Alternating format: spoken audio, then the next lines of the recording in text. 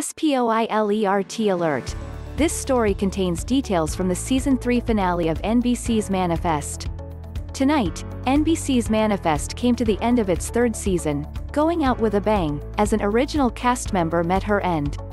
When two-part finale, Mayday, kicks off, one-time NYPD detective Michaela Stone, Melissa Roxburgh, is experiencing her most powerful calling ever. In it, she finds herself back on Flight 828, and sees that the Montego airliner is oozing with blood.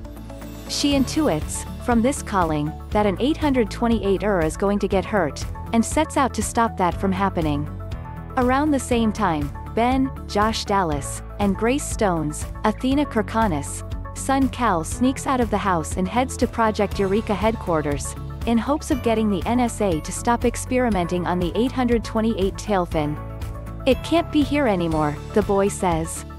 "Otherwise, something bad will happen." Though Ben is on house arrest, he and Grace manage to get to the lab, to retrieve him. But just as they do, Cal starts developing burns over his entire body, related to his callings. We then cut to Eagan, Ali Lopez-Sohaili, Randall, Christopher Piccione, and Adrian, Jared Grimes, disillusioned 828 passengers who have found themselves in a jail cell. Eagan suggests they take action against the government they believe is persecuting them, as well as Ben and Michaela. From his and Adrian's perspective, the end of times may well be near, and if it is, Ben is the one to blame. The trio discuss the myth of Noah's Ark, of which there are multiple versions. While it's commonly held that Noah is the savior of mankind amidst the apocalypse, another version suggests that he is actually an agent of the apocalypse, someone who invites the flood out of disgust with the world and saves only his family, leaving everyone else to drown.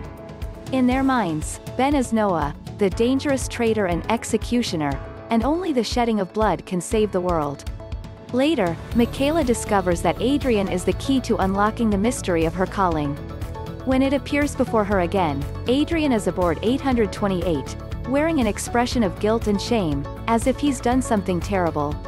At this point, she gleans that the calling is not about an 828er dying, but rather, about one killing. Unfortunately, by the time she comes to this realization, Adrian, Randall and Eagan have gotten out of jail and are plotting, at an unknown location, to take up arms against the government and her brother.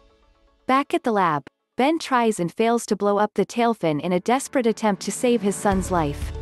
He then has an epiphany, realizing that it doesn't need to be destroyed. Instead, it needs to be returned to the ocean from whence it came. When Vance tries to stop the NSA from tinkering with the tailfin, he is overruled. Then, Cal takes a dramatic step to show the agency he is right about the tailfin, touching it before disappearing into thin air, to the horror of his parents.